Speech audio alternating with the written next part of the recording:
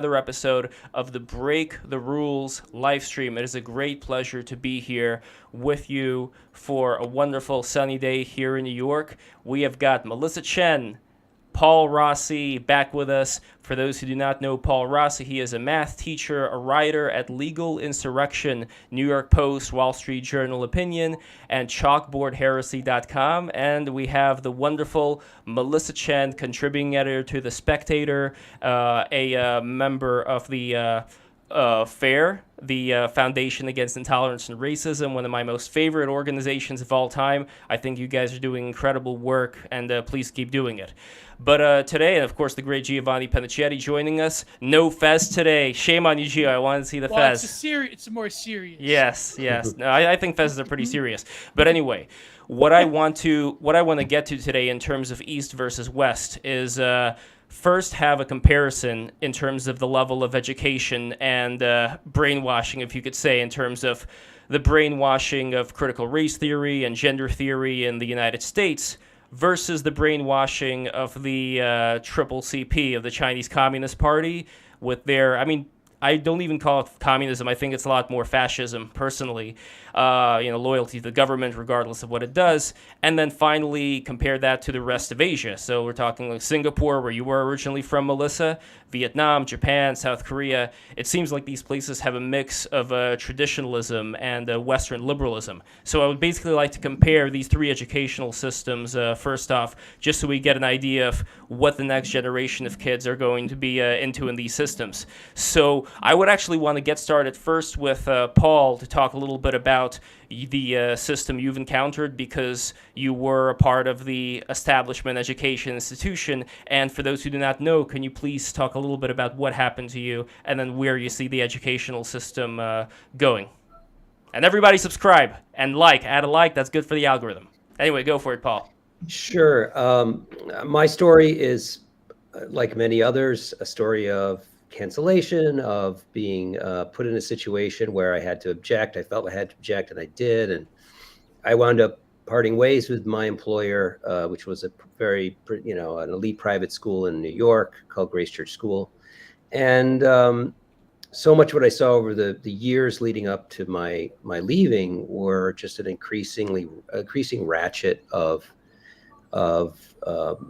wokeified DEI, however you want to describe it, critical social justice, really affecting the culture of the place, and constricting the sort of intellectual, I want to say, culture, essentially of what Grace was, and having a lot of psychological effects on the kids. And so I felt my inner, can I say, white knight activated, but also not just for the white students, but for all the students, because I think it's terrible to teach the kids that they're oppressed and that they can expect to be oppressed in their futures, and that will limit them in the same way that it is to teach kids that they're oppressors when they're not. So when I objected to some of the content, some of the most egregious and anti-scholarly content, episode namely the white supremacy culture stuff, which I think many of you have seen, it led to me being scapegoated and then leaving the school. So, but there was nothing unique about this in terms of Grace. It's everywhere. It's in public. It's in private. So I think we can talk pretty broadly about its influence on the country and prospects for the United States, and its competitiveness in the world, and it's the possibility, and I think it already is starting to influence. I'm not an expert in this. It's hard for me to make a comparison, but I hear from friends of mine, friend in Vietnam, friend in Korea, that it is impacting culture there. It's starting to gain entrance there, and maybe we can talk more about that. But I see, the big picture is really one of sort of a difference of degree in terms of education, and I don't know terribly much about education in the East, but you will now. I will now, and I'm willing to learn. I'm interested. but I think that they have their own challenges there as well. I think that you may think of them as being more competitive in comparison, but also I'm sure they have things that they struggle with too, and we can talk about those. Mm-hmm. Absolutely. And particularly, Melissa, I would be very interested to know about your upbringing in Singapore. I also know you're a fan of wrestling, WWE, which I'm very happy about to have found out. But anyway, you always said that you are kind of a weird person, relatively speaking, which is why you like the U.S., because there's a lot of very weird people here that you feel simpatico with, more so than England, I guess. But speaking of England, before you go, I just want to make an announcement. We are going to have an English gentleman coming into the stream later on the second hour who is currently in Shanghai in full lockdown, and he is going to be sharing with us some of the wonderful food that the Chinese government has so he's wonderfully. Not Nick Land, though. He is not Nick Land. Yes. Not Nick Land. Yeah, the Nick has not landed. So anyway, Melissa, go ahead. Please let us know about the education system in your experience, as well as how you see it going in East Asia. So, well, thank you guys for having me. I actually think it's a huge coincidence that all four of us are currently in New York City right now as we speak. We're just not in the same room. not Gio. Gio's in Canada. I'm a few. Oh, okay. I didn't know that. Sorry, Gio. Yeah. I'm 6 hours okay. away. So. But majority of us are actually in New York City, which is interesting. But we're not in the same room. So yeah, I grew up in Singapore, and I was educated there till right after. Singapore follows the British system, and so it has the GCE O levels, A levels, just like many Commonwealth countries. But it's modified, and I only came to the United States for tertiary education, so for university, and it's something that I had planned my entire life to do, partly because I felt education was very rote, very rigid, and I was very alarmed because imagine going through, all the way from primary school all the way till high school, end of high school, not ever doing humanities. I was fast-tracked in science and math. They kind of pick you very early, and it's very path-dependent. What you get to study when you were 14 depended on how well you did in an exam when you were 12. What you did when you were 12 depended on how well you did when you were 9. So the success is kind of woven into the path dependency, and it further and further constrains your possible choices. So for example, I'll just give you an example. I was talking to a cousin of mine who's about to start university in Singapore. He's actually from Shanghai, and he came to Singapore to study. And he said to me, I really want to study political science. It's my passion, but I can't. And I was like, what do you mean you can't? You just choose your major. He's like, no, my grades weren't good enough. And so the grades from his previous schooling determines what's available to him. And I think that's actually for me, what felt very stifling about the education system in Asia. And why I wanted to escape it, right? I wanted a blank slate. I wanted to be able to pick whatever I wanted. And the best thing about the US, or the worst, as we are about to see, is that when I got here, I realized I could pick my own major. Like, when I got to school and people were like, well, I'm interested in this thing, but it doesn't really exist yet. Why not you just create your own major? And so I was the first person in my university to graduate with a degree in quantitative biology. It didn't exist as a degree. I just kind of a la carte made something up. But the very same thing that allows you to do that also allows a university to come up with stuff like gender studies and lesbian dance therapy. Or interpretive dance, contemporary, dance of racism studies, or whatever that is. So it's really I think this conversation really came up because right now we're in a situation where it's very clear that U.S. education is declining in many respects. And the phenomenon Paul is talking about is one of the reasons. If you look globally, though, at PISA rankings, right? Just math. Let's just look at math and reading, for example. It's China, Singapore, Macau, Hong Kong, Taiwan, Japan. You really don't get a Western country till like Estonia or Finland. And even then, it's like the super Nordics.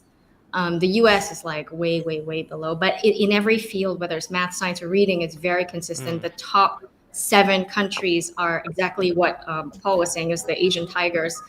China dominates. China is just number one in producing people that can do the PISA test really well and rank that way. And so there's very clearly two different models, two different ways to approach education. They are increasingly opposed to each other. They're antagonistic. They have different cultures. They have different, philosophies, right? Like, so we're in a situation now where the U.S. isn't even oriented towards educating kids anymore. It's a lot of this other stuff that Paul was talking about, DEI initiatives, other kinds of the fact that California is making it a high school graduation requirement to complete a studies in ethnic studies. I mean, it tells you everything, because time is finite, right? And for every hour spent on something like that is an hour not spent in math, not an hour spent in something actually, useful for the child. And this is an issue of frankly, think of global competition. Like these graduates here in the US are going to go head to head in the global job market with graduates from China, Singapore, Hong Kong that are dominating PISA. So it's something that we really should. I'm glad we're having this conversation because, I think it's contrasting two different approaches, and we're going to get answers really soon. And I think it's important to start debating. Well, I want to throw in the elephant in the room question right now. Just figure I would just bring it up and let the pieces fall where they may. So, in your conversation with Joe Rogan, you mentioned that China is playing the long game. And while it can be argued that it's playing the long game for its survival as the Communist Party, instead of for the people, there are more reactionary people out there online who think that the West has given up playing the long game entirely, and they think that there is a decline in the West that they blame liberal values as unearthing and opening the door for, not just for wokeness, but also for a lack of community and tradition, destruction of social cohesion, so society would not be able to keep afloat. So would you say there is any truth to this framing? Because this is a direct attack on liberalism itself, on the system that allows, for example, you to go out and forge your own path here. So, let me know what you think. And then Paul as well. I think this is a correlation causation issue, right? We're seeing kind of liberalism blossom, and we kind of didn't know how to put the brakes on it. And the question is whether or not the libs of TikTok phenomenon is a direct result of liberalism. Is liberalism something where if you push a little domino, it's going to go all the way, and it just cannot stop itself. There are no gates on it. And even the issue about what you just mentioned about this like lack of cohesion and that liberalism fails to provide that, I actually think it's a very compelling answer. There's a reason why I'm sure most people have heard about it. There's a term called that is in Chinese. It's called bai zuo. Literally, it means white left. Yeah, white lefties. And it's a very interesting term because when Trump first took power, that was very popular among Chinese. Like the Chinese people were actually very, very pro-Trump initially, until he kind of turned on them and started the trade war and more nationalistic kind of speech came out of his mouth. But the idea of this like baizuo is kind of it refers to how soft the West is, like progressives in general, and that by kind of paying so much lip service to multiculturalism and inclusivity and equality, that they were pursuing these virtue signaling kind of objectives, and not doing the things necessary for the success of their country, for national interests. And it's actually, it's very easy to see why. I mean, if you look at just a simple narrative that has clearly gone awry, Black Lives Matter directly leads to this idea of defunding the police, kind of, reducing the morale of our own policemen. And we are now living 2 years later in the direct result of demoralized police departments, defunded police departments. and we're paying for it. We are actually paying for it in terms of our crime rates. They are off the charts. They're higher than they've ever been in the last couple of years, and it's a direct result from these soft virtue signaling, just ideas, and it's led to really us shooting ourselves in the foot in terms of good governance, in terms of outcomes, and it's hard to argue that the Baijiu is not a real phenomenon, because it certainly seems like it is. But would you say that, before I get to Paul, would you say that the system of liberalism, by liberalism, it's a word that gets thrown around a lot, the way that I define it, which I think is the correct way of looking at it, is that it is a political system where there's a separation of powers, where there's no kind of dictator telling you what to do and when to do it. That is a system that I favor, but I see all the people when they point to things like you were saying right now with all this woke crap, that a lot of this is illiberal. It is the opposite of liberalism. It is somebody else having power over you to a certain extent. So my question is always, I bring this up on BTR all the time, you could say this is kind of like the theme of the show, is can liberalism, in terms of the system that we have enjoyed here in the U.S., can it be saved from these illiberal tendencies? And if so, how? Because it almost seems like the model that China's working on right now, you have people in the far left who want to adopt it for one reason, and people who are on the far right who want to adopt a version of it for another. It almost seems like liberalism is beset on all sides. So, Melissa, I'm curious where you stand, and then I would love to get Paul's take on this as well. I hope liberalism can be saved, because that is my preferred, mode of living. I think egalitarianism, individual rights, guaranteeing those rights, safeguarding it. This is a direct extension of the Enlightenment, and I'm a very strong believer that the Enlightenment project has brought the greatest advances in quality of life, in human flourishing, and that any step away from that is bad. And so this is why I'm actually a critic of wokeness. I think it's a step back from very basic Enlightenment values, whether it's granting due process, whether it is not subsuming the individual or like subjugating it to some sort of group level collectivist identity politics. I think these principles are very important for a free, fair society that guarantees the rights of everybody. And if you especially care about minority rights, I have never understood why progressives in this country, instead of singing the tune of the United States and the fact that it is the most progressive country in the world, end up kind of making excuses, apologizing for the US, and kind of like seeing the rest of the world that has more melanin, that are more oppressed in a way, as upholding their approach to governance, because this is completely counterintuitive. So I have to hope that it can be saved, but I think we have to also be very aware of what liberalism gets wrong, right? And I think a lot of it is kind of put on the back of neoliberalism. I think that word is now completely destroyed reputationally. And for good reason, right? So, we were not careful. We weren't honest about discussing the drawbacks of globalization. I think that globalization, had kind of enriched a global elite class at the same time at the expense of middle class. And so you have nationalistic tendencies now, and China, is one of, in terms of education, they start their very nationalistic oriented education from birth, from practically birth. The narratives you're told as a Chinese student, how the West had humiliated you, stories of oppression, and this idea that it is time to take back the country, and the reason for the rise of nationalism is because liberalism failed to honestly provide that. To honestly provide or even discuss issues like borders, sovereignty, what makes a country, what are American values. We kind of went overboard, deriding our own values. And how can a country survive when its own elites are so self-loathing? Well, there is also the deification of the individual that Jay Lewis in the chat mentioned right now that I do want to get into as well. I don't think it's as simple as Jay Lewis may have it, but Paul, what do you think? Well, there's a lot there.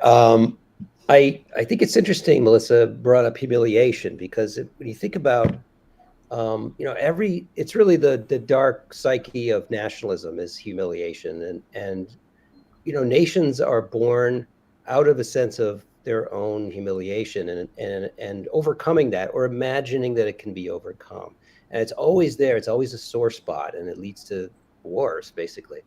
And when I think, you think about China, you think about the history of China, and the just centuries of humiliation, really, and their struggle to come out of that, and watching those Asian tigers, rising around them. And really now they are sort of, I guess, more of the dragon at this point, where they are able to, and I think it's maybe oversimplifying it to say that they're as socially cohesive as they may seem, but they're able to coordinate their political, at least the Communist Party within the system, their political and economic might in such a way that is unthinkable or impossible within the aegis of liberalism that we have in the United States. And that makes it very, very difficult to think of America as really being able to compete with that in its current incarnation. We are a deeply discombobulated society, and liberalism itself is, I don't see that as a culture. I mean, it's kind of a culture, but it was sort of, it's a sort of a culture that's about negotiating between cultures rather than an intrinsic culture. And it's a habit. It's a good habit to have. And I strongly, and it's a heuristic, and it's a way of looking at the world. It's a orientation towards human differences. And I think it's the best that we have. Mm-hmm. However, it was born like a flower out of the roots, which were very culturally, their cultural soil, things like medieval culture, the Renaissance. The Enlightenment just didn't happen. It found its footing out of something which is essentially a religious tradition. I think it created that sort of feeling of oneness and togetherness and belonging and all those things that seem ineffable, which have led to this kind of this outrageous moral appetite that the West has right now, where we think that we know what's best for everyone, and you have these people that are measuring our society from the perfect, when in fact, no society's ever been perfect. And there's just so much going on there but I think that America, the United States, or the West in general, really has to get back to thinking of its cultural roots, its sense of itself, its definitional roots, I suppose, which would be available to everyone, right? It's not an ethnic nationalist argument. But starting from that and really getting a little more humble about their moral imperatives, right? We live in a great power world. We live in a real politic world. And, we need to think about that. So that's kind of my thoughts on it. So I think we forgot, I think we're recently reminded that we do, because right after the end of history, it just seemed like the post-World War liberal world order was kind of the status quo, and like you said, it was a lot of hubris. But the recent Russian invasion of Ukraine, I think, is reminding people, yes, this is still a world of great power politics, and kind of seeing how the chess pieces are falling, are aligning China, Russia, Iran, North Korea. We're reminded again, okay, this is totally, now spheres of influence, and all the states that are caught in between are going to have to pick and choose. On the topic of humiliation, I will say, though, that, while China drives this home a lot, they are not honest with themselves about the source of humiliation. They only exclusively blame the West for the British, the Opium War, the Japanese, the rape of Nanking. All of it is just external. China never admits one of the greatest sources of its humiliation is Mao Zedong. And Mao is till today revered as this figure, unassailable. His picture is everywhere. The children study Mao Zedong thought and worship this guy. Xi Jinping is seen as a reincarnation of Mao. and they're not honest about why. People are always like, well, yeah, but China pulled so many people out of billions of people out of poverty. Isn't that an amazing feat? I'm like, yeah, but why were they in poverty in the first place? And it's one of those things, right? Their nation does not honestly address why they are where they are, and they've created almost a completely false narrative, nationalistic false narrative. And you compare and contrast with the United States, where we're also creating false narratives. 1619 Project, for example, we're doing the complete opposite. Instead of like putting our country on a pedestal, we're doing the complete opposite. We're shitting on it. And I'm like, I think the truth is somewhere in the middle, like between this East and West approach to, right? Like it has to be somewhere in the middle, and we've lost that. But people hate the middle. That's the other problem here, Melissa, is that people hate being in the middle. They want to choose a side, they want to choose a tribe, and they want to stick to it. And in that way, maintaining a kind of liberal system is incredibly hard. It's very taxing. It's a lot easier to just give up and just go to one side or the other. But there is an interesting thing. I want to get to Gio as well, but there is an interesting thing that I want to ask you. There was an interview that I heard with Michael Schumann, who's a veteran journalist of East Asian Studies, and he was on with Andrew Sullivan, and they were talking about Confucianism. One of the things that he mentioned is that in Confucianism, the loyalty is primarily towards the father, so much so that if the father were to betray the government, the loyalty to the son, let's say, would still be to the father, not to the government. So the son would be obligated under Confucianism to betray the government for the sake of his father, as opposed to what's happening right now. So would you say that the kind of system maybe post-Mao and currently in place is one that has skewed certain Confucian ideals for its own favor? And do you think something like that, along with something like Mandate of Heaven, will bite it in the ass afterwards, in a couple of years, the kind of structure they've set up for themselves? I think it's already starting to bite them in the ass, because I think China showed its hand a little too early. They were playing this game of hiding their strength, kind of biding their time, and for whatever reason, COVID threw them off. It seems Xi has kind of shown his hand a little too early, and has appeared to have a very aggressive posture. I haven't actually heard that point about Confucianism and how it's evolved under current leadership. But I agree with what Paul was saying about liberalism kind of being insufficient, like necessary but not sufficient, or sufficient but not necessary. No, the other way, necessary but not sufficient, in the sense that like it's great for maintaining some sort of fairness in a multicultural society. And I think it still remains to be seen whether, we repeat all the time this mantra, diversity is strength, and we don't really ask, well, is it really? Because it seems right now that, closed societies that are ethnically homogenous currently are able to exploit multicultural, diverse societies that are open. And there are all these fault lines that that you can press, and kind of you can see the beginnings of what will look like a civil war. And so it's one of those mantras that gets repeated so often that we hardly question it anymore in the West. But in Asia, clearly it's not something that's pursued, right? So I see that Confucianism is kind of providing that cultural cement that Paul said was lacking in the West. When you are born in Asian society, there's certain kind of you're moored to social obligations that you didn't choose, more to your family. You're obliged to be filial. Filial piety is a very, very big deal. Like, for example, like when my dad recently just passed a few months ago, and sorry. No, but this is just an example. Thank you. But my friend of mine, who I hadn't seen in a while, we had gone to high school together. He came, and I was like shocked to see him at the funeral. I was like, "Whoa, what are you doing here? I hadn't seen this guy in more than 10 years." And he said to me, "I came to pay my respects." And I was like, that's such a weird sentence structure to hear if you are used to growing up in the West. What do you mean pay my respect? Like, this is respects to what? Whom? And you realize that there's this sense of like, this person is older. This person is somebody that deserves respect because he's old.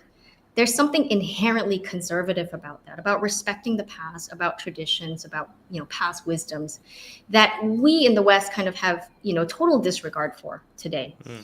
But when you have this sense of like, I'm born into this family structure, this particular society, there's a sense of duty.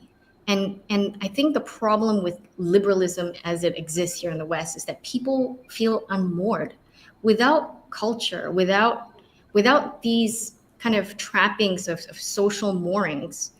People feel lost. And when people feel lost, they very easily, especially without a religious glue, very easily politics becomes the new religion. Oh, yeah. And this search for what the Greeks call thymos, the unending human need for dignity, for struggle, for sacrifice, gets applied in ways that I think can be very harmful. And I think that's one of the reasons why we're seeing this like rise of wokeness in America. Well, then on the other side, this would be a great opportunity for Gio, for you to come in here, because your perspective, as far as I understand, would be one where liberalism would not be able to exist. We wouldn't be able to save it. We wouldn't be able to return back to the 90s or early 2000s. But like the structure, unless I'm mistaken, the only structure you see working is one of having an authoritarian control over people to kind of get them to do it depends what that means. Well, I think Melissa has Red Bronze Age's mindset, so I don't have to do much work. Oh, you got to speak a little louder, by the way. A little louder in the sorry, mic. my mic is... Yeah. I said Melissa probably has Red Bronze Age mindset already, so I probably don't have to lay it out. But no, I think that when you look at the history of education in East and West, I mean, it used to be that the Prussian education system was the model in England and then later America. And China had a similar system, because of course there's sort of a secret influence there, for thousands of years in terms of standardized education. But as Melissa brought up, the Chinese, they've always had, Paul and Melissa has brought up that they always have sort of, I would say, an ethnic resentment, because, of course, their noble steppe warrior neighbors, like the Manchu and the Mongolians, were always the ones who generated a sort of vitalistic force as opposed to the quote-unquote Han peasantry. But, of course, now China very much is a homogeneous, not a homogeneous society in terms of pure racial characteristics, but certainly in terms of the way the Han Chinese treat their minorities. It is very much a Han-centric culture. Mm-hmm. And the problem is that in the West, especially America, I don't think that it's purely just the free-for-all that people describe. I still think that there is the level of technique and technicity and sort of specialization, hyper-specialization, that also comes from what I would say modern-day quote-unquote woke education is a perversion of something that is very unique to the, I would say, European spirit or Faustian man and so forth. Traditionally continental European society, both in the south and Rome and Greco-Roman, and also in the north, especially Prussian, German, so forth. So you had this mix coming from the Greeks of like, well, yes, it's true that there is standardization, but there's also these sort of levels of creative endeavors and so forth that has been perfected by Europeans, in my opinion. But the problem is nowadays that you can very easily weaponize that towards hyper-specialization, which a lot of, having been in academia, I mean at the master's level, but having been in academia myself, it's very much the case that you have to justify your own singular specialized pursuit. So you get a lot of studies departments, as people have noted on the panel. And so that is a big problem. As to the roots of it, I mean, England, in some ways, modern day Britain's worse than us, but in terms of the education system, they still have a bit of that level of creativity, but also specialization. By the time you get to academia, it's kind of free flowing. Like you go around lectures here, go there, maybe you do a PhD, But when it comes to actually the conditions by which that we are experiencing the current sort of libs of TikTok, I do really think that a lot of the quote-unquote values of the Enlightenment have, not directly, of course, because liberalism, again, was a manifestation of the European mind, a specific type of European mind, by the way. Maybe not so much us Mediterraneans, but certainly the Prussian Anglo, obviously Anglo. But the more you get along, the more you see that a lot of these sort of theses when it comes to pedagogy, when it comes to the ways in which society transforms, as soon as you hit the 19th century, as soon as you hit John Dewey, as soon as you hit standardization, then you get sort of like the sort of predication on the worth of these standardized tests and so forth. Then you also have specialization that sort of guts the original impulse of a well-rounded, robust Faustian education that was very unique to Europeans, by the way. So the reason China can do these things economically, in terms of engineering, in terms of great works projects, is because they predicate a specific type of value upon education, which I think is very, not good in another way. Obviously, that's incredibly restricting. But when it comes to America, the reason we're seeing all of these problems is because of, and as Paul brought up, a big part of it is how do you educate a multicultural society that doesn't have... Now, America, unlike where I come from in Canada, does have a national myth. It does have a mythos, maybe that is a bit fictitious. Obviously, American history always is. But that I don't think is enough when you're talking about the type of sort of university shopping and internationalism and so forth. Well, Singapore, I think, to Melissa's upbringing, Singapore was able to get a lot of these different cultures together into one mindset, right. but that they required, do have an authoritarian structure. Yeah, that required an iron fist. So that goes back to my original question to Gio, like, what exactly would it take? And my biggest problem with all of this is that one once last you actually... last thing. Okay. The Chinese model would not work in America for, like, obvious reasons. Yeah. You would need an authoritative culture and an authoritative system, but one that is sort of unique to the original European monoculture of America. But the thing is, America is probably, because of the history with African Americans and because of multiculturalism, it's very hard sell towards any sort of mass reform. Whereas China, for years now, well, even before Mao, they're accustomed to doing mass societal transformations that we are. And I'm not saying it's a good thing. Like, again, I'm not one of these weirdo cinephiles on the right that think, China crushed the curve, and they did amazing. But I do think that there is a benefit to having a command economy and a command education system. So there you go. But wouldn't you say that you do see kind of, microcosms of the Chinese model working here? I mean, you see that in the immigrant within the immigrant group, right?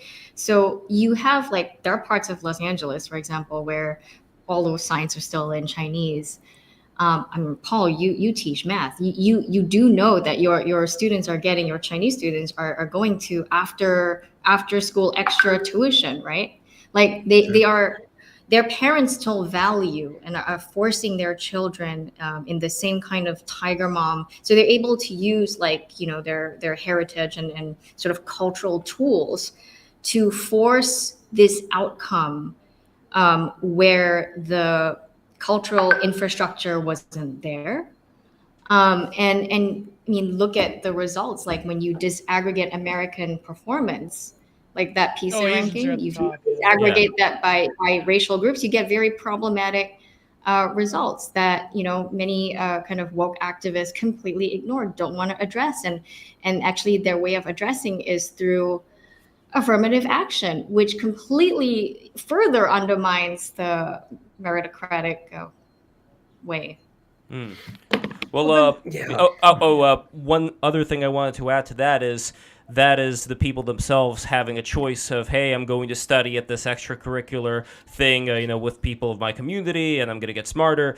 The issue, I think, arises when you would have a government like in China or any other authoritarian state that, hey, if they mandate this for all the kids, maybe it'll be best for all the kids, like they'll get a lot of learning done. But at the same time, that same leader may mandate other things. They may mandate a social credit system where people would have to mind their P's and Q's on what they are or aren't allowed to say about the ruling government. So that is why I think a very interesting experiment for us to do right now is to think, like, what elements of the liberal society we're in right now can be chipped away at, can be gotten rid of, in order for there to be some, let's say, saving of the kind of system that brought in a lot of success. And if, for example, you don't think anything could be chipped away at, then fine, then we're going to have to defend liberalism, but we're going to have to do a very good job at doing that, because right now I don't think we are. So well, I think that the problem itself with education is not so much... Okay, so here's the thing. When it comes to higher education, the problem with conservatives is that they look at censorship as like this, like the way it works kind of on social media where you get kicked off and so forth. It's much more insidious than that. It's more of that they're trying to find people of a certain personality type. The problem, I think, is that even the humanities themselves are being gutted systematically because of the sort of pay-to-play corporatized model of education. So you have either people that go into specialization, go into specialized fields to sort of like engineering, the STEM fields, you know, the stem cells, right? Stem cells. They go into STEM because they're very high value degrees, they pay well and so forth. They go to other degrees that I think shouldn't be encouraged, like law, that, you know, who needs more lawyers? But people go into corporate law to make money. That's what it is. I know these people being in political science. Most people that go to political science, they want to go into law after in terms of postgraduate. So the problem is that you have that, but then you also have the quote unquote woke studies courses because it's a business model, because these are people that come from trust fund families that usually come from the coast, and they have the ability to sort of waste their time in academia.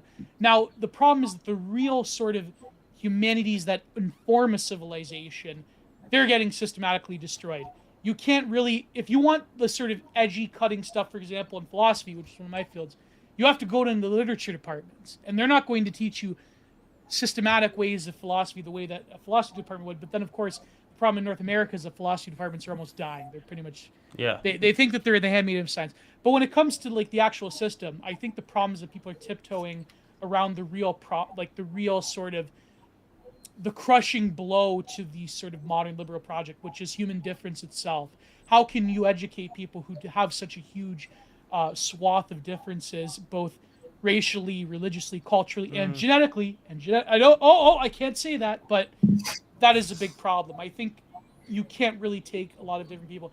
Now, it used to be that empires such as the British had ways of dealing with this by having sort of, you know, social classes and people that were able to fit. I think the Chinese have a more brutal version of that. Not to say that that's good, but I think that if you have a liberal system that has a total lack of social hierarchy, and you also have massive amounts of difference, education itself becomes incredibly difficult. Wait, before we go on further, though, I would argue that having a kind of system where you have a Thomas Sowell, let's say, who would not be allowed in because he's black is completely ludicrous. I would say, though, that having a liberal system where somebody like Thomas Sowell or anybody, you know, I don't know if, Melissa, you're familiar with Daniel Ifrense. He's a young up-and-comer. Well, I'll send you his stuff later on. He's also involved with FAIR.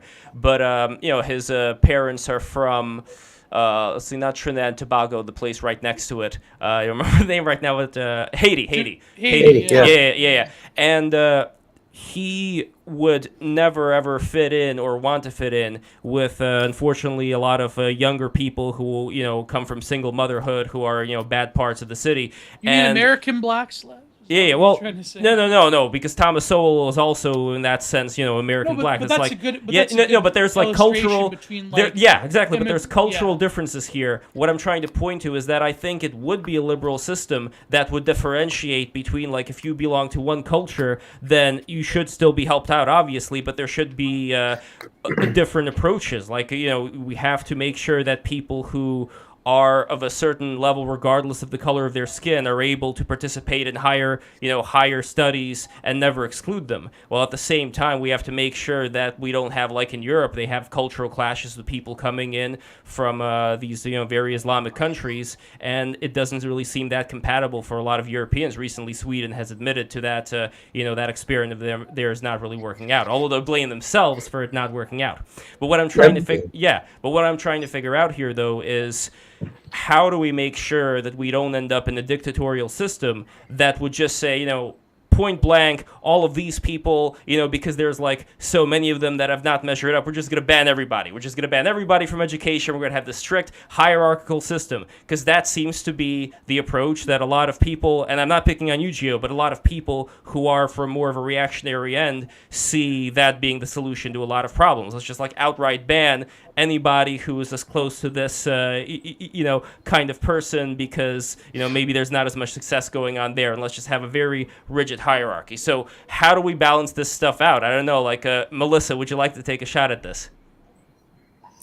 I mean, the rigid hierarchy, like I said, has its own problems. I think if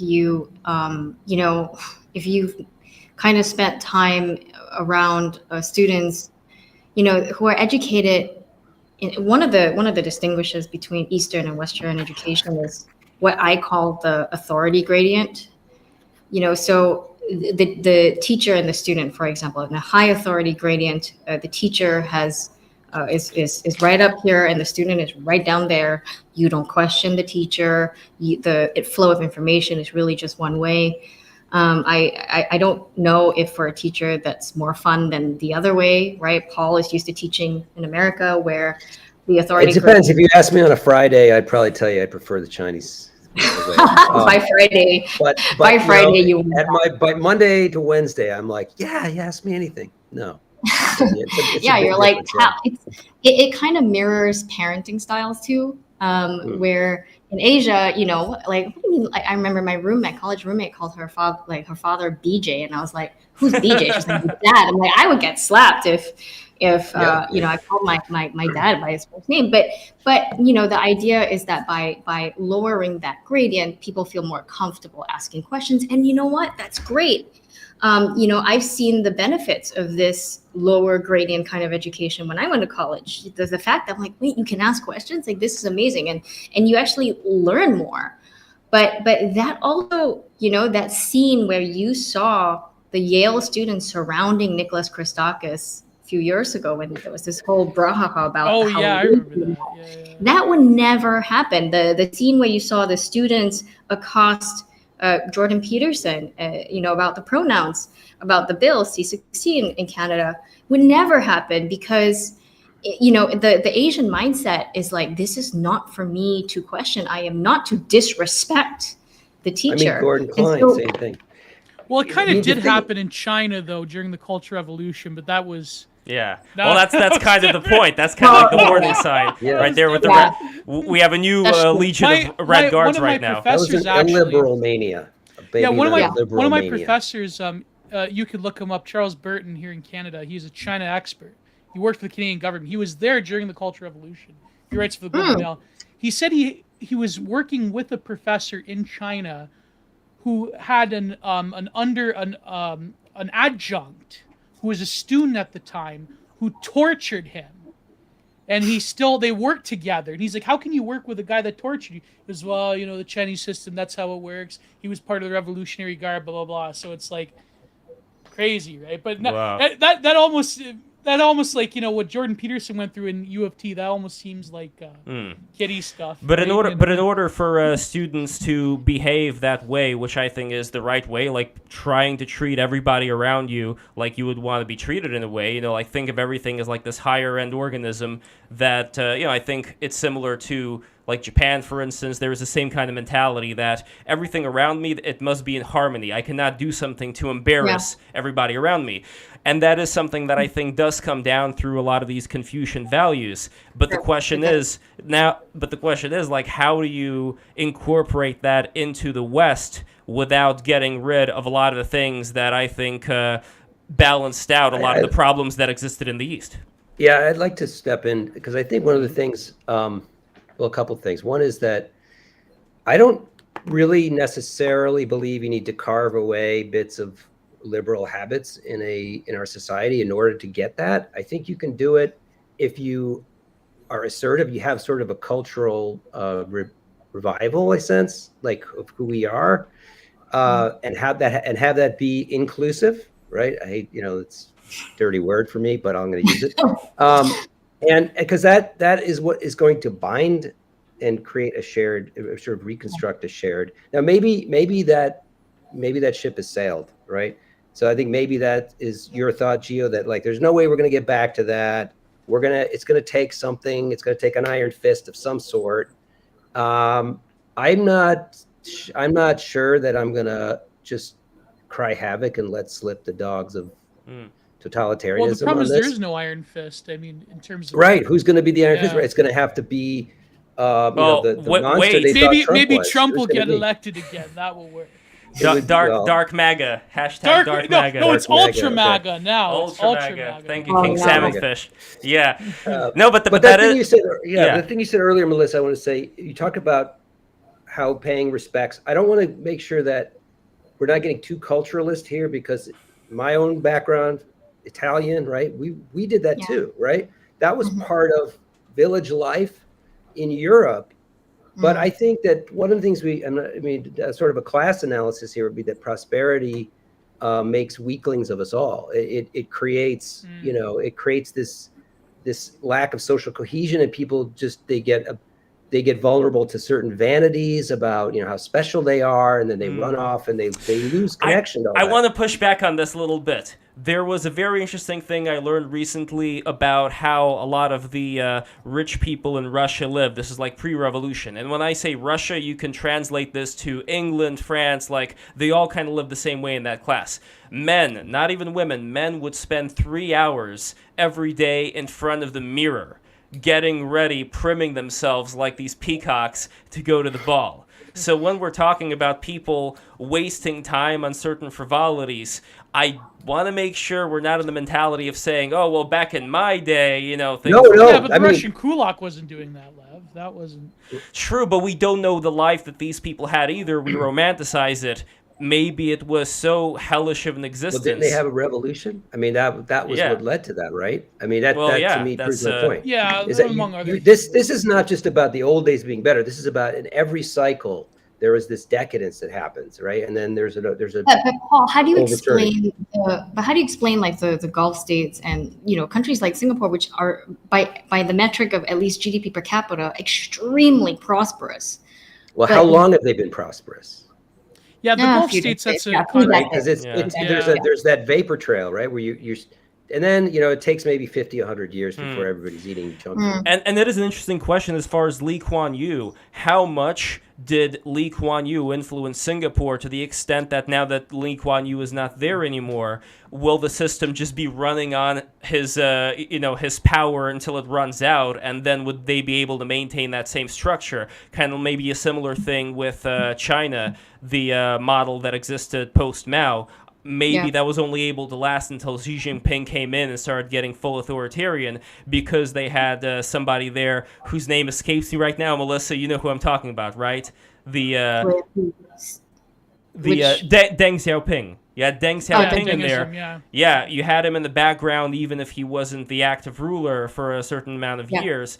And I think that they're, having the person like that in there helps prop up this kind of system. But unless there is a liberal element to it, the concerns that I always bring up is that you're going to have somebody in charge who other people, kind of like in Russia right now, who other people are going to be the ass kissers of. And as a result, bad news is not going to trail upwards because everybody wants to protect their own hide. And as a result, you're going to have a very inflexible kind of system. So that is why even if people talk about wanting a dictatorship, I think at the end of the day that kind of system is going to fail as well. And I don't know, like that is the conundrum of modernity. Well, I'm all for a dictator. Wait, Melissa, go ahead. Downwards, oh, sorry. I am all for a dictator as long as it's benevolent. That's the if you are so lucky to get a benevolent dictator in life, you have won the lottery. And I think in that sense, Singapore has. But a system cannot be said to be a good system if all that depends, everything the outcomes depend on just the luck of having a good guy, a good dictator, right? Like, so that's why it's a bad system. But it does, and it has proven, as much as liberals hate to admit it, that it can actually produce results. And as long as American society and Western society in general, the ones fully committed to liberal democracy and now overuse the word democracy, are not delivering good governance, people are going to lose faith in the system. And I think globally, you are starting to see that. Well, we got to fight against that. Wait, real quick, though. Sorry, Gio. We have Ted over here, who is from Shanghai right now. He is currently under the Thoughts and lockdown. prayers. Yeah, I want to make sure that you guys have a chance to talk before. I know, Melissa, you have to go soon. So real quick, Ted, just tell us about your situation. Melissa, if there's any final questions you would have for Ted. I know it's kind of late, but go for it, Ted. Hi guys, can you hear me okay? Yes, perfect. Fantastic. Okay, so obviously I can't speak too much towards Chinese politics. There's a lot I'd probably quite like to say, but I'm not super well informed, and also I'm very aware of my situation. So it is 5:57 in Shanghai right now, and I'm on day 56 of lockdown. That's been quite mixed. So we had a few days, just over a week, where we literally couldn't leave our apartments. Right now, we're able to go outside for testing, COVID testing. I've been sneaking out pretty early in the morning to walk my dog, but apart from that, it's been 56 days of lockdown here. It's been an interesting month and a half. Well, Melissa, any questions? Yeah. I really did not understand why this is still happening, primarily because it is so deeply unpopular. Pretty much the rest of the world has given up on it. And the juxtaposition of all the images coming out now, like 2 years into the whole thing, it's just shocking. And I couldn't help but kind of come to the conclusion that I think, this is about trying to ensure a population, to breed a very compliant population. It's to keep doing this. And in a world where, there's no real way to express grievances, it's really just a huge power play, and transforming slowly the psychology of a Chinese society that was kind of used to a little bit of liberalization, very gradual, but, very steady, and all of a sudden has taken a turn for the worse.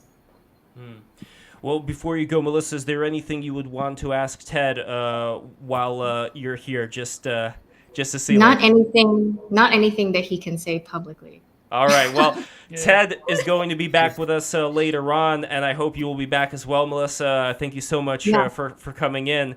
And anything you would like to plug, by the way, you have an organization, I think, still right now that translates books for the Arabic world. Is that still going on? Yeah, that's, we're celebrating our 5th anniversary this year.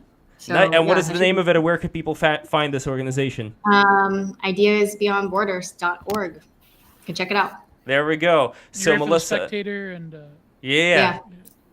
Well, I have a piece coming out on testosterone and whether or not the lack of it has led to the fall of society. Is it about sending your balls? Oh, damn it, I was just about to say. It's close, and also yeah, excellent.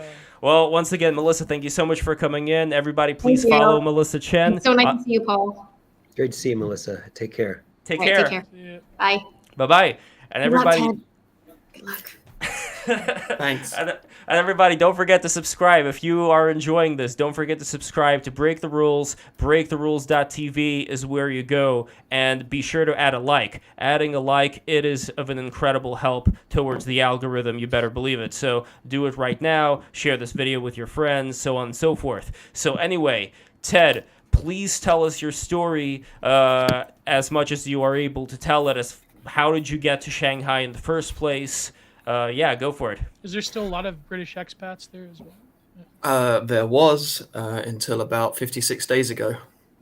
And, so I don't know if people aren't aware or not, but Shanghai, I mean, I've been in China for a few years now, but I haven't actually left China since 2019 because of what's been going on. Obviously, it's actually very easy to leave China. If I wanted to, I could probably get on a plane tomorrow if I was really determined to. But then getting back in again would be impossible. And my job is here. I've been here so long. My life is here at the moment, for now at least. So it is possible to leave. Getting back in is the difficult part. Moved to Shanghai about 9 months ago, and for people who are aware of China, Shanghai is very much the very westernized, very liberal, very international city in China. Whenever you see pictures of whenever you see pictures of China being super modern and lively and everything's bright and happy, they're usually pictures of Shanghai. Up until fairly recently, Shanghai was a very, very international city, very different from the rest of China in a lot of ways. And a lot of people like myself, expats, are drawn to that, especially if you're not here specifically to study Chinese culture. If you're just here to live and work, then Shanghai is usually the place to be. And I followed that like a lot of people. And for the first few months, that was very much true. I had a great life here. More recently, the gates got closed behind me, and here I am. Is there any way, by the way, that you can move the camera and just show like the view? I don't know if you could do that or not. Don't ask him that, Lev. I don't know. Well, we had a conversation before. I just wanted to make sure that it's all right. But again, if it's well, I mean, I can show you out my window, but all you'll see is an apartment block. I can show you. Hang on a minute. Mm-hmm. Yeah, so everybody, please subscribe. I'm very fortunate. I mean, we are very fortunate to have somebody like Ted on right now. I don't want to push my luck as far as Ted. Look at that. There we go. Yeah, I took that this morning when I was walking my dog. And Ted, can you talk about your how the general feelings about your neighbors, how they're experiencing this? They are it's a difficult comparison to make, but I don't want to minimize how bad it was for my grandparents, but I have this feeling that it's very similar to the British Blitz spirit. I don't know if that's something you've heard of, but in London during the Second World War, there was very much the community was pulling together. They're very keep calm and carry on here, actually. I mean, I don't think I spoke to my neighbors for the first 8 months that I was here, but recently, and again, I think I'm giving a lot of credit here where I might not under other circumstances, but I've actually been quite impressed with the way the people here are just sort of getting on with it. And that's not the case for everybody at all. And there definitely have been people doing and saying things that I wouldn't do and say, especially in a public forum. I'm sure you understand what I mean there, but for the most part, people are managing. It is a difficult situation, especially for the elderly here. People who aren't very internet savvy or tech savvy, they are struggling. And the government has, I have to say, the government has done some impressive things to provide things like food and supplies and things like that. It's a difficult situation for a lot of people here. I have been extremely lucky. Can you show some of the food, by the way? Yeah. Is it possible for me to show pictures? Yeah. Okay. I get it. Oh yes, the screen cap over here. So I think you can activate that. Yeah, send it to Lev, and then he'll put it on the. Okay. Yeah. I'll load up some pictures in the background then while we're talking, and when they're there, I can show you. But yeah, I think I may have some over here actually that I saved, so I can upload them in here. So So anyway, can you talk a little bit about the deliveries, how that all works? Again, that's where it reminds me a lot of the Blitz spirit in London in the 30s and 40s. There is rationing, so there's food being provided by the government, and obviously I'm extremely grateful to the government here who have provided us with these food supplies. But also there's a lot of in Britain we would have called them spivs. So these are if you think of Morgan Freeman in prison. He's the guy who can get you stuff. There's a lot of people like that around here. So if you know the right people, if you've got the guangxi, which means you know the connections, you can find someone who can find someone who can get you something. But that's all online. And then there's the group buying. So that means a food supplier can send you a food delivery, but he or she can't send a small amount. They can only send you food to your apartment if they can justify the price. They can send you enough to make it worthwhile. So you have to make a group with your community, with your neighbors, and then get together and send and have, instead of having a loaf of bread sent to you, you have to have $600 worth of bread sent to you. So you have to organize with your neighbors and say who wants bread, who wants meat, and we'll put in a bread order, we'll put in a meat order. So that's how a lot of food is getting its way around Shanghai at the moment. It's easing up quite a lot now. There are some things coming through individually, but for a little while, that's how it was happening, and it was working. It wasn't ideal, but it was working. Not to say there are people who didn't slip through the cracks, and there were certainly some individual stories that you can look up at your liberty. But yeah, there was a system in place. I'm not sure it was an official system or if it was endorsed, but that's what people were doing, and yeah, it worked. It almost sounds like prison, like in America, when prisoners go under lockdown, the commissary, they trade and they share. Yeah. Well, that's what I mean by the Morgan Freeman Shawshank Redemption comparison. You know, I know a guy who can get me this. I know a guy who can get me that. Now, how does it work? Are you considered a British citizen or a citizen of China, or are you just on a work visa? Like, how does that work? Are you considered a Chinese citizen? No, I'm British. I've been here a few years, but there is no chance. There's no route at all for me to get permanent residence or Chinese citizenship. That is not an option at all, even if I wanted to. So if they chose, they could deport you if they wanted to. Oh, they can deport me tomorrow. I am a guest in China, very much so. So like Singapore in some ways, you can't really become a full citizen. Oh, no, I mean, I believe it's possible in theory, but in practice, I don't think that's ever happened. I mean, I have a friend of mine who's married to locals, and he's still in the same situation I am. He could be on a spouse visa, but he wouldn't be allowed to work on that visa. So there is no, practically speaking, there is no route for permanent residence here for anybody. And when you originally came to China, would you say that money was a pretty big motivator? Like, is it, or well, I mean, I would say, was it easier to make money in China than in England, or why China as opposed to, let's say, Singapore or any of the other countries around East Asia? Yeah, you'll probably hear the same answer from most expats, especially in the big cities in China. I mean, my income right now is probably quite similar to somebody in the UK or America doing the same job as me. However, the cost of living is so much lower that the amount that I'm able to save is a little bit higher. Plus, you know, I'm fairly well traveled myself. I lived in Japan for a little while before this. You know, I was traveling a lot before that. So there is a certain amount of adventure to just going to another country for a while. I'm not sure I was planning on staying here quite as long as I did, and quite as long as I am. But yeah, just the opportunity to live in a completely alien culture is quite appealing.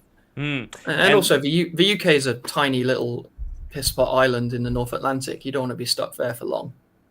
And over here, I have a picture of your beautiful dog. What's your dog's name, by the way? That's Gibson. He's asleep right next to me now. He was very happy to have a very early walk this morning. Is it a beagle? What is that? Yeah, he's a beagle. Cute. Is Gibson able to get food? Do you get dog food, or are you just feed him from what you get? Well, since you mentioned Gibson, that has been since this all started. That has been my number one worry. Again, aren't there are some things I obviously I'm a guest in this country, and you don't go into someone's house and complain about the decoration. So I'm it's not just politically or legally I'm reluctant to say certain things about China. Just the fact that I'm a guest here, I don't feel that I can speak out too much. But my biggest concern since this all started is Gibson.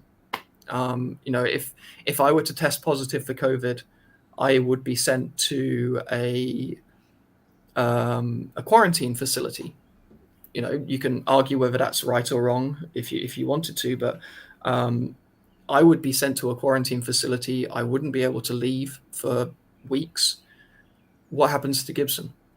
And there are horror stories about what happens to other people's dogs in that situation.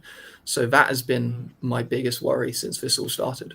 Are you in communication with any of the neighbors? Maybe some of them would be able to take care of Gibson in case worse comes to worse, or vice versa, if one of them... Yeah, that's exactly what I did. I've got one of my neighbors, an American actually, he's not far from me. He's got 2 cats, and we have a sort of informal agreement that, if you get sent to a quarantine facility, I'll take your cats, and if I get sent, you can take Gibson. However, it was so strict here. The very act of picking up an item, or be it a dog or a cat or a box, and handing it from one person to another would be restricted. Just receiving a package here, even if you can receive a package, it's going to be disinfected. It's got to be sprayed down. It's got to be hit with UV lights. So it's a nice idea, and it makes me feel a little bit better to know that Gibson could be looked after. But at the same time, the practical side of handing him over or receiving cats to keep them safe, I'm very grateful that we didn't have to test that. Or touch wood, we haven't had to test that yet. But yeah, if somebody were to do that, would there be some kind of a paperwork, some bureaucratic process they would have to go through? Because, okay, for example, let's say in a normal situation, there's a family there, the family passes away, and then there's like a dog and a cat. What would happen to that dog and the cat in that situation? Like, would their neighbors be able to take care of the animals? Like, I just don't know like how that law works in China. I'm not really able to talk about Chinese law. I don't know enough about it. But I will tell you, I mean, if you go on, if Google Street View was a thing in China, you would see a lot of stray animals. And as far as I just want to ask about these objects. Moving on to the neok photo, what are these over here? So these are cabbages, I believe, cabbage, bok choy. There was a lot of bok choy, and I think the thing at the bottom there, they're like onions, like spring onions sort of things. Shallots, yeah, that's the word I was looking for. Yeah. And before the second one, I know ginger. Isn't it? Ginger. That's 1/2 kilogram of ginger. Yeah, I'm extremely grateful. And lastly, over here we have that'll let you fire that ginger. Yeah, that's six onions, 6 oranges, and a chicken. And again, I received everything that you've seen there. I received this for no charge. It just arrived on my door. Some guy in a hazmat suit came and bought these and dropped them off on my doorstep. So I didn't pay for any of this. And I should say there are people in Shanghai who might not have received as much as I did. So I am extremely lucky and extremely grateful for the stuff that I've received. I see this is the head, right? Unless I'm mistaken, this is the head of the chicken that I'm looking at here. That's the chicken's head. Yeah. Wow. Yeah. I've never had chicken head before. And what is the writing over here? Do you know, what does it say? Big chicken, I guess. Big chicken. Big bird. You're killing Big Bird. All right. Well, Gio, I know you had a question, so.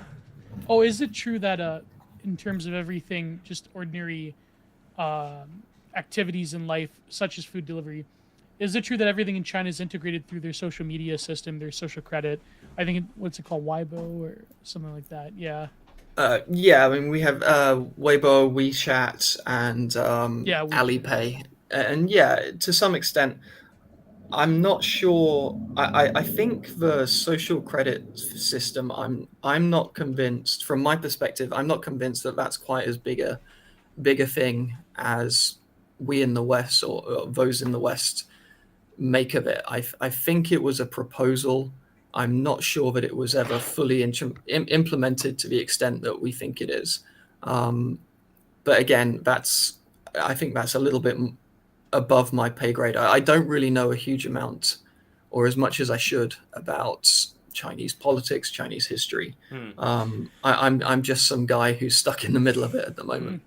And before this lockdown, what was life like for you in Shanghai? What was like an average schedule like for you? Shanghai is a fantastic city. I really like Shanghai. It's a beautiful city. It's very modern. Everything's quite new. I had a lot of friends here. I was in a couple of bands, so we had jam nights pretty much at least once a week. It's a very, very international city. I don't speak much, if any, Chinese, which, living in China, you'd think that would be a massive handicap, but not really. I mean, it's a difficult language. That's my only excuse, but I can survive quite happily here, or I could survive quite happily here only speaking English, socializing with English speakers or other foreigners, and just having a great time. The weather's great here. It's a very convenient. I think I was a bit spoiled, if I'm honest. Things are so easy here; it spoils you. What about the dating scene? What is that like? The relationship I'm in, I've been since long before I was in Shanghai. All right, never mind that. Oh well, for the people who are single though, if they were to have come there in the past and maybe come there in the future, what would they expect as far as the dating scene goes there? Do you know, from friends of yours who have? Yeah. For men, shooting fish in a barrel comes to mind. Whoa.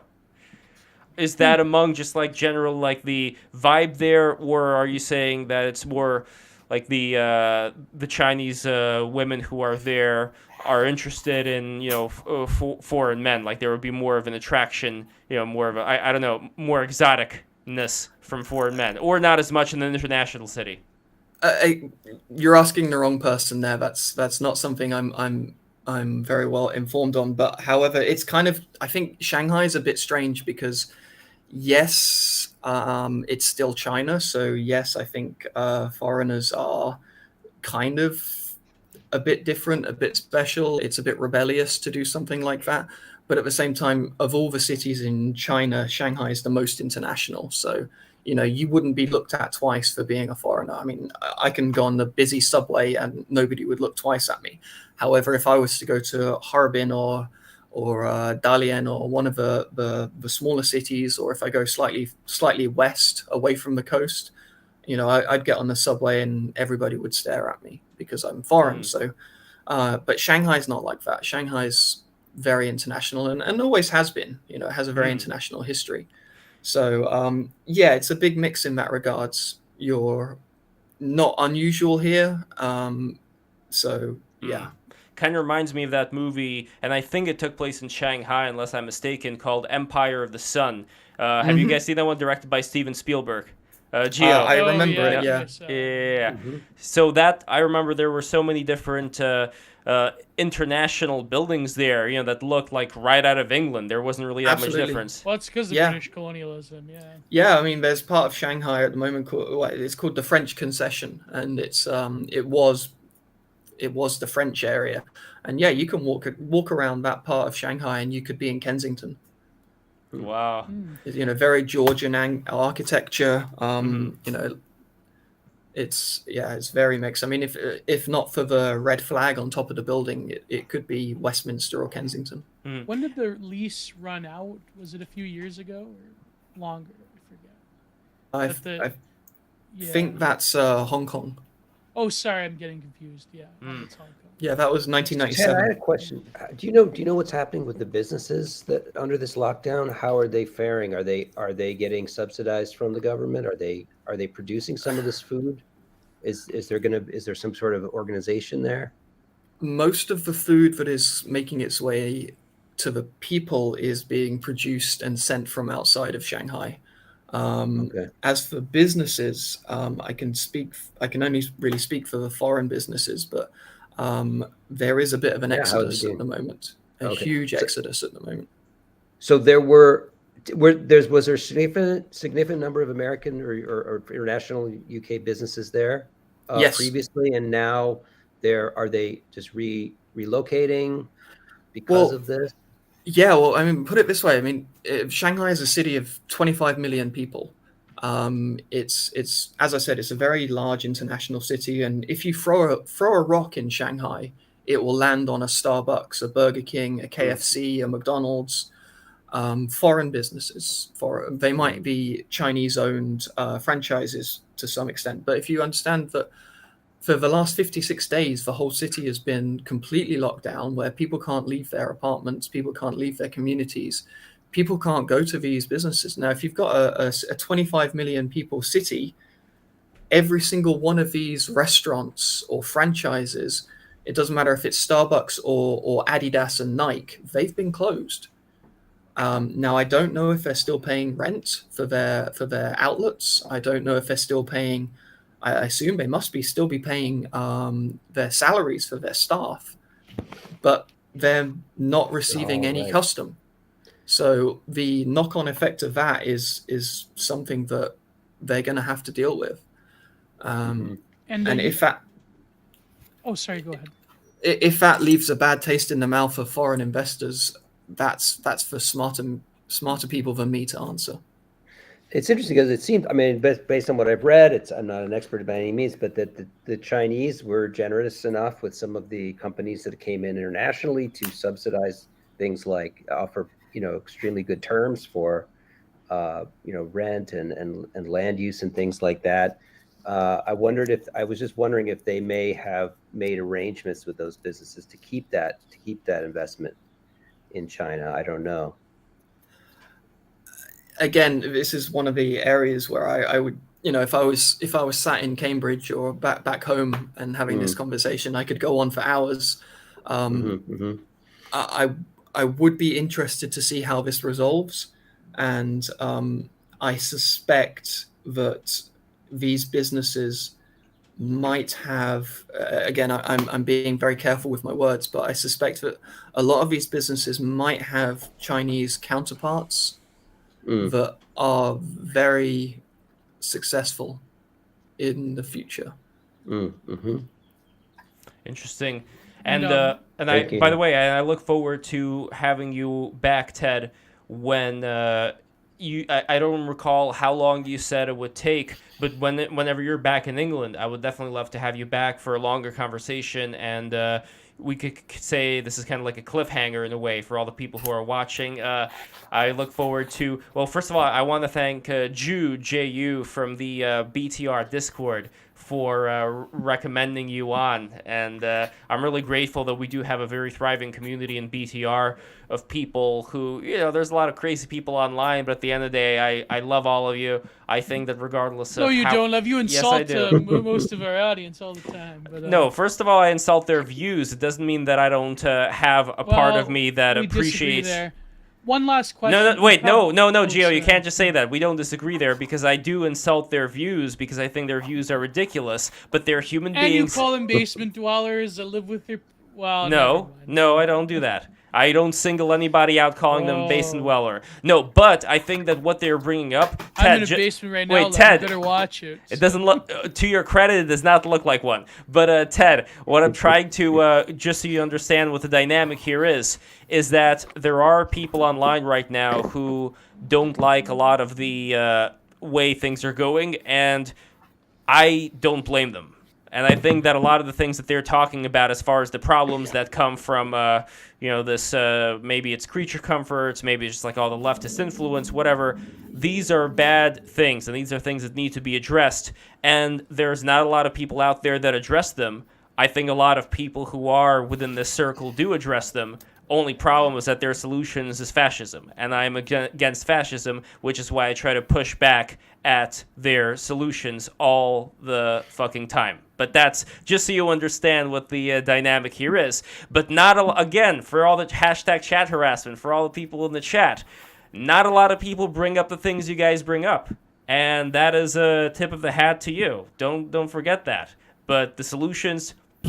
Anyway, that's just what I wanted to say right now. I don't know where Paul went, but anyway, Gio, any final questions for Ted, and then we're going to go to Super Chats. Yeah, one final question. You probably can't speak much on this for obvious reasons, but have you known anyone who has gone through the testing positive for the you-know-what and has gone through the camp system, or you rather not comment on direct knowledge of that? Yeah. I think everybody in Shanghai probably knows somebody who has gone through it. There are a few foreigners who are quite vocal on Twitter. If you can tolerate going on Twitter to have a look, I think there's one person in particular who surname is Leaning, Leaning.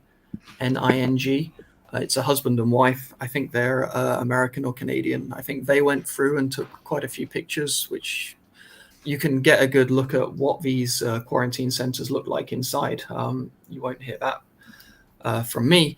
But the other thing is you might get a slightly different view depending on who you are.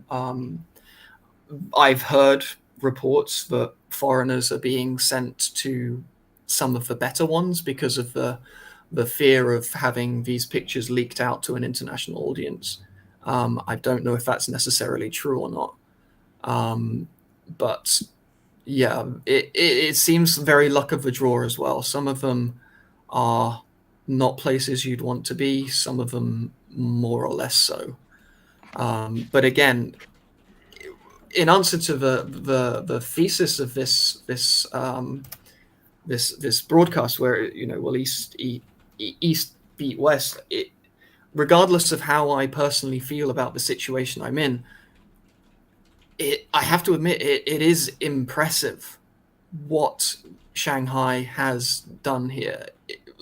If I wasn't sat in the middle of it, and if I was less charitable, I might look from the outside and say that is really impressive what you've done here. You've taken 25 million people, told them to sit down, stay in your apartment, don't go out, don't protest, do as you're told. It's for your own benefit. It's for the public health. And they did, and it worked. And again, you can argue at your leisure how effective you think that might be for combating a virus that doesn't have any symptoms. But it's worked. The COVID rates in Shanghai are falling. So regardless of how you feel about the government here, they're able to do something like this, and there is no way this would happen in a country that has, for example, the Second Amendment. You imagine trying to do this to Atlanta, Georgia. Imagine trying to do this in London. Imagine trying to do this to the people of Edinburgh. Not a chance. But they've done it in Shanghai, and it's worked. It's unfortunate it's unfortunate our constitution makes our citizens so uncompliant. I know it's it's terrible. You need to sort that out. We're working on it. I mean, I noticed current trends continue. Mm. And last question for me before we get to the super chats, what is the actual mechanism of locking down in terms of, I recall there were some clips that I saw of actual locks and chains being on the apartments. Is that something that you know of or have any idea of, or if not, we can skip that altogether, but any idea of how that happens? So it's, again, I have been extremely lucky in all of this. I've seen people in much worse situations than I am. I almost feel a bit guilty being the one to talk about this because my situation has been very, very lucky compared to other people. And we can talk about China as a very top-down political system, but for here it's very decentralized. It's up to the local community government or community management to determine how the lockdown is enforced. They might have a message from the top saying lockdown, and then it's up to them to determine how that has happened. Now, for me, it's just a guard standing at the main gate to my community. So I have a gated community. There's a guard at the gate and said, you shall not pass. When my building was locked down, they erected a temporary tent outside the entrance to the building, and there was a guard sat in the tent. And if you approached the door, he'd tell you to fuck off. Now, if I was so determined, I probably could get out of the building. I'd be arrested the next day. I'd be arrested immediately. But it's not a 6 foot tall electric fence with a guy with a rifle sat on top of it. It is just a barrier, a parking lot barrier that's closed. So it's very much a socially compelled to stay inside, with the consequence of going outside being more severe than the act of stopping you from going outside. However, yes, there are videos out there of buildings being physically bolted shut or welded shut. That there are videos out there of that happening. And how many people are being in charge of by these committee heads? Like you said, that there were people like local heads. How many heads, in other words, are they in charge of? That I couldn't tell you.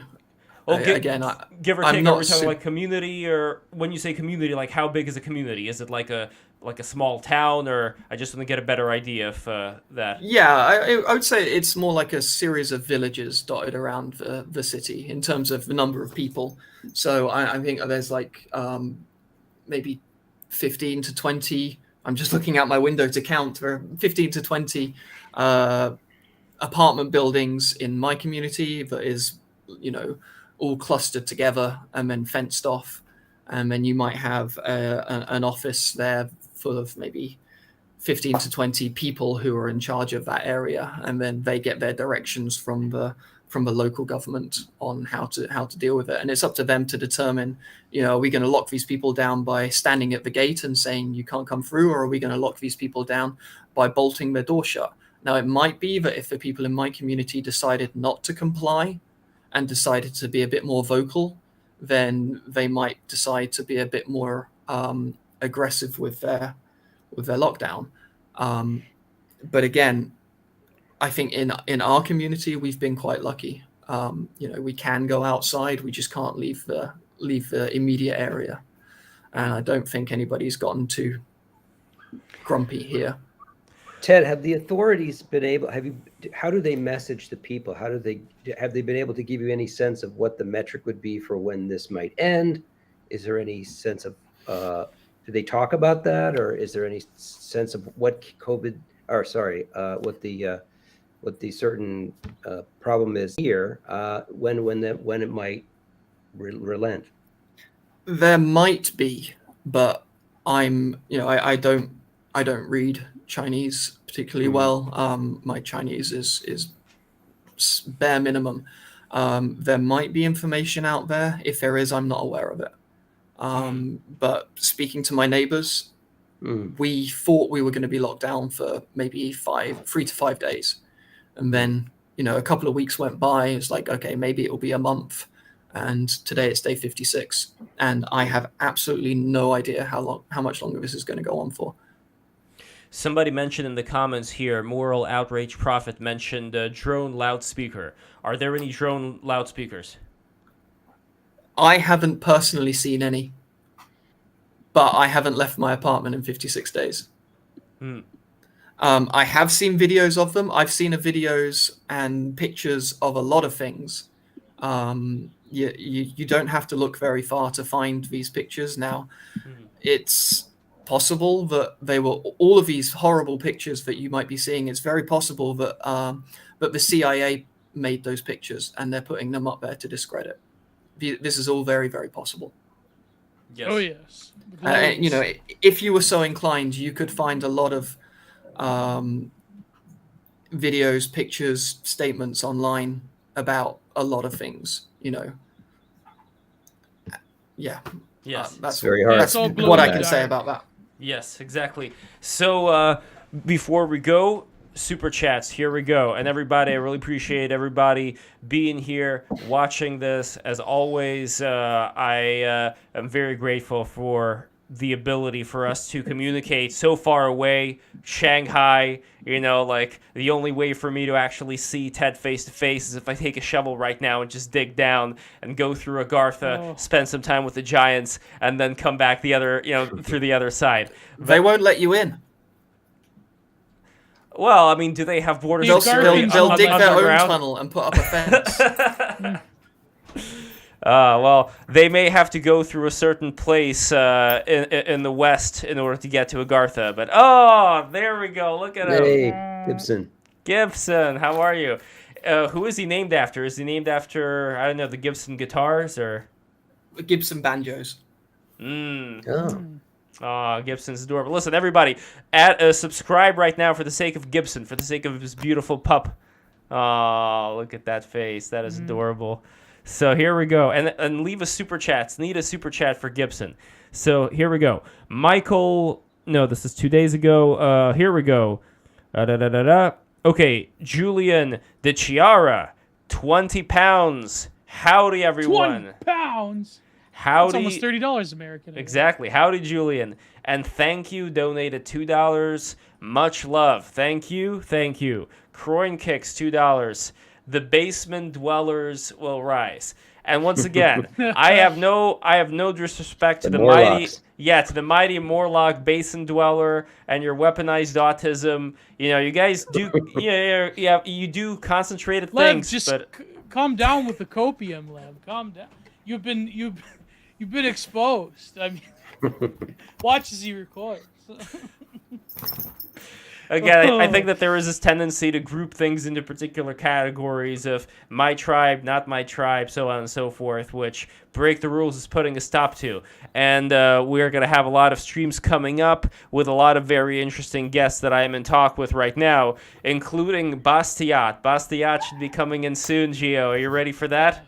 Are you ready for that experience? Yes. Yes, like Dick Gio. Masterson, I'll probably have my Gio, own don't run away with your tail between your legs. You have to be present there and defend your chudhood. You must. Well, you can't defend against someone who doesn't have any beliefs, but that's. Oh, come on, come on. That's our guest you're talking about here. Whoa, what's going on? Oh. Well, it's like Destiny, right? If we had Destiny come on, it just. Oh well, the never. man doesn't have any beliefs. No, never say never, Gio. Listen, things are changing. Okay. Anyway, Ted, thank you so much for being here. Is there any final thing you would want to say? I know that you were watching the episode. You left a couple of things in the chat which I did not see, but now I am seeing them. Let's see what it was. Cultural relativism. That was at 5:37 p.m. Do you know what that was in reference to? No. I just woke up, so I might have been adding to something that Melissa was saying. I can't remember. Sorry. No problem. And the second thing is the UK technically has a benevolent dictator. I think Melissa said that living under a benevolent dictator would be wonderful, and I don't completely disagree, but you could say that a monarchy is a kind of benevolent dictator. Now I consider myself a Republican in the traditional sense, not in the American sense. I'd gladly see them found more gainful employment. But it is something to consider. I mean, any dictatorship more often than not is a bit more devolved than a lot of people give them credit for. It doesn't matter if it's North Korea or a constitutional monarchy. I don't think one individual person is quite as powerful as we might believe. Well, Seraphim Goose over here maybe begs to differ because he has monarchy and then he has the Orthodox crosses, 3 of them in a row there. So that is kind of like the other vibe here, that people want to have all the problems answered by. I mean, I think, Gio, again, I don't want to mischaracterize your views, but I think it's coming from the view of having a more religious, what is the word for religious government? Theocracy. Theocracy, yes. So I think a lot of people are in favor of theocracy because they think they'll be able to... the Orthodox context, it's a difference. I mean, they had like the Caesaropapism thing, but that's it's kind of complicated when you're talking about specifically Orthodox monarchies, because state and church, it's like they have a symbiotic relationship. Well, you could say Russia right now. Would you call that kind of Not system? fully, but that's certainly the civilizational model that they at least pay lip service to. Yeah, well, then you understand Problems, yeah, well, that's why I already talked about the problems that I had with that system. Like, I want to be very honest. That's the other thing. I want to be very honest to the people who are listening. I am not going to, regardless of what some may think, I'm not going to bullshit you. I'm going to be very straight up and say when I think your ideas suck and when I think your ideas are great. I think the overall problems that we've outlined today that, Paul, you were talking about and Melissa was talking about, these are very important. I don't think either you or Melissa would give up the kind of model that would allow for, again, to use the Thomas Sowell example, somebody like Thomas Sowell to be restricted based on his skin color from going into any particular position. I don't think any of us would be in favor of that. I just think that there are people who would kind of look the other way, kind of like you would have, let's say, in, I don't know, Iraq or wherever, somebody look the other way when, like, a gay dude is thrown off, the rooftops. Like, people do tend to look the other way as long as certain things they want will be enacted. And that's always been the issue here because, like Counterpoint said, nobody wants liberalism. Everybody is going to want to have their own thing and their guy be in charge of enforcing their own thing. And it's like, that's the shit that I got to deal with, man. Like, what could I say? I see a lot of problems there, and I keep harping about it. That's because it's something worth harping about today. But I don't know, Paul, any final thoughts on that as well? I wanted to get your take. Yeah, no, I mean, listen, there's politics and there's culture, what's the saying about politics downstream of culture, but then culture is downstream of something else. Culture I think is downstream of a certain type of, like, I don't know how to put it, but some kind of central id, some cultural principle, morality, religion, theocracy. You can't get a theocracy without a jihad, but I don't think that anyone's calling for that. But some kind of revivification of the essential sense of identity, right? And this is where I give the woke credit, because they know that identity is the platform, and that's what they're working on. And they're working at that operating system level of our society, and we need a way to essentially get an OS upgrade from this whatever new Coke we've been asked to drink out of. I don't think that tyranny or totalitarianism is the way to go. But I think it's going to take a lot of effort and time. Well, one final thing, there is no conceivable notion in my head that anybody, including myself, would ever live for the sake of liberalism. Liberalism is not what you live for the sake of. It's the system that you live in, but it should never be any kind of religion. So for the people for who that is the sum total of all existence, that is just for the sake of being, liberal, that's bullshit. There's more to life. I think that there are people that are trying to make it a religion, like FAIR, for example. The whole pro-human thing is an attempt to sort of extract that liberalism and give it a spiritual patina, right? But I don't think it's going to work. I don't know if that's exactly what they're doing. I mean, that seems to be on the surface. What I think is going on, deeper. That just evolves into self-help cultism. Yeah, no. What I think is going on deeper is that is movement, that type of stuff. Fair presents that in the surface, but what I think is way more important is the kind of work that they are doing, where they're actually helping people out of the binds that they're in. I don't think it's up to FAIR or any other organization to be able to give people a path forward. I think that FAIR primarily exists for a lot of the people right now who are on the fence, who have people in their lives that they meet on a regular basis in New York City and other places like that have a lot of this woke mentality, and they're kind of stuck. They don't know who to reach out to. And I think that's a good organization for that. I don't expect FAIR or any other organization to ever stand in for a higher calling, nor should they. That's like a whole other thing. What I hope to do in the future is be able to get this higher calling into people without having what I see as, because this is the other thing. I think in general the big disagreement with me and Gio is that it's not that I think the dictator will come in and the dictator will restore a lot of the things that Gio and others would prefer the dictator restore. I think that's what you think will happen. What I think will happen is the dictator will come in and will ruin everything, will turn everything to shit. That's why I don't want... Lev, if you were around in the 70s, you'd be lecturing at the Eastland Institute in a group circle taking funny substances like Terrence McKenna. Gio, by the way, it was run by the CIA. But Gio. The straw men are flying around. I don't know. There's a lot of... You forget that I was the guy who was against psychedelics in that conversation and the previous conversations. So But speaking of things that were funded by the CIA, Eastland Institute was a CIA. Yeah.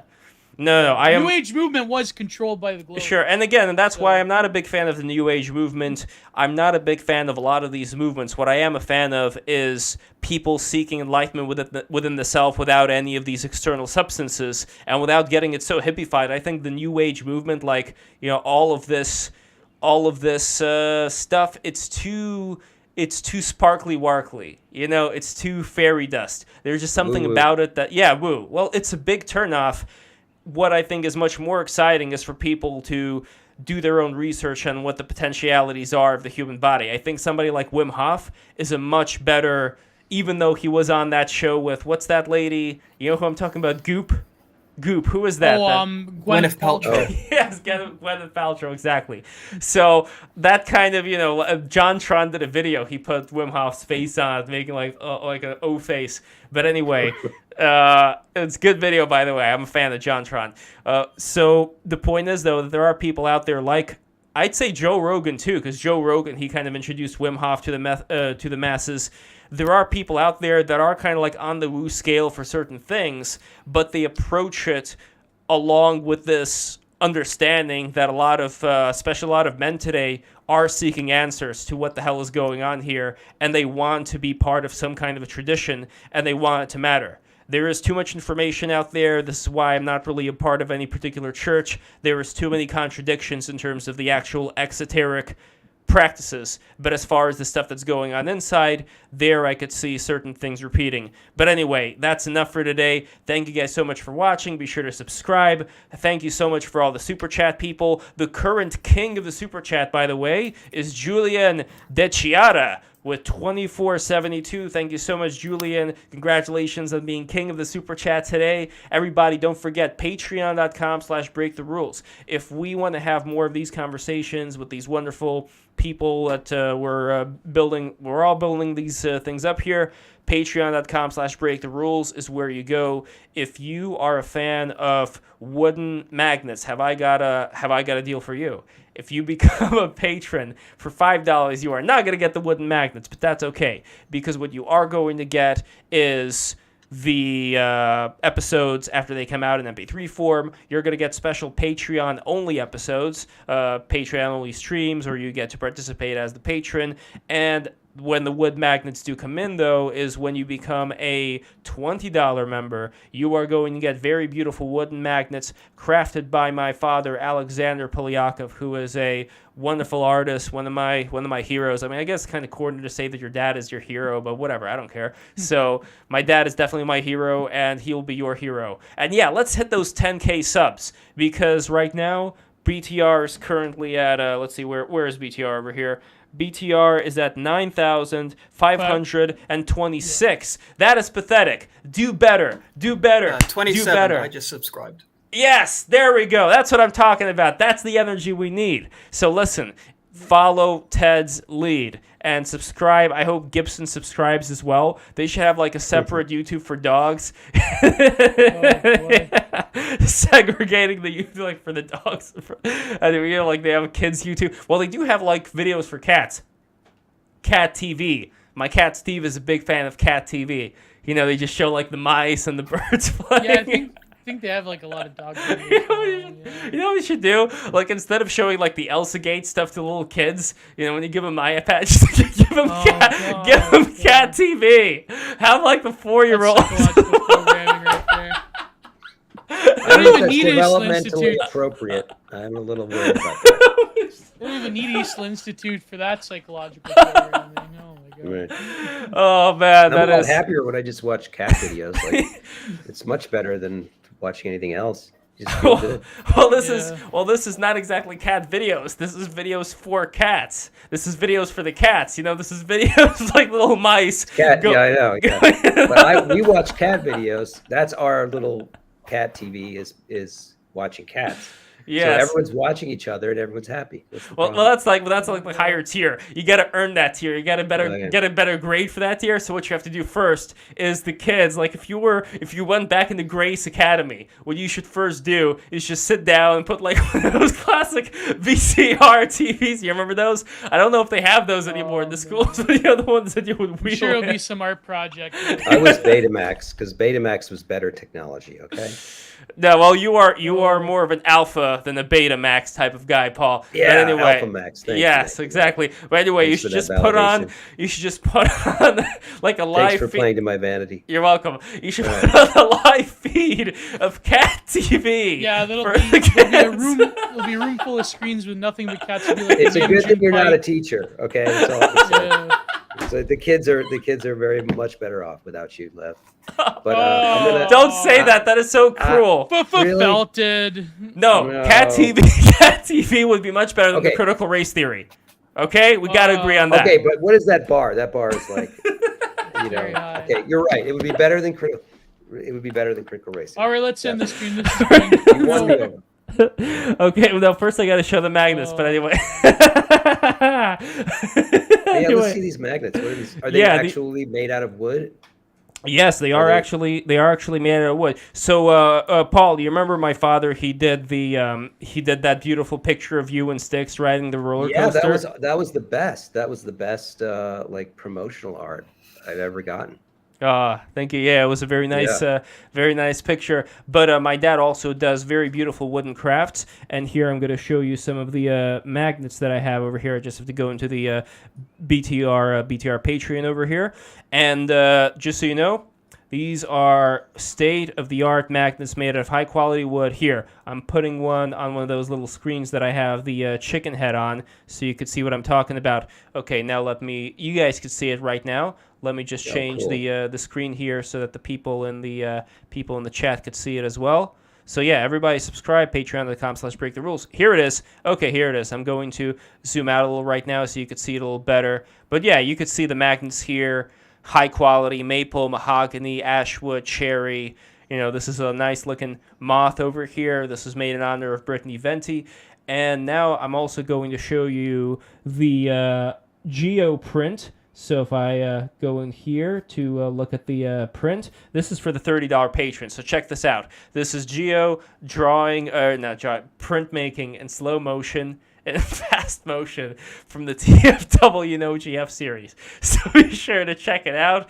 It's a great print, and that's for $30. For $50, you guys, you lucky sons of guns, are going to get, if you're a fan of Styx Hexenhammer 666, you're going to get this very beautiful Styx hexen sculpture over here based on his Ouroboros design.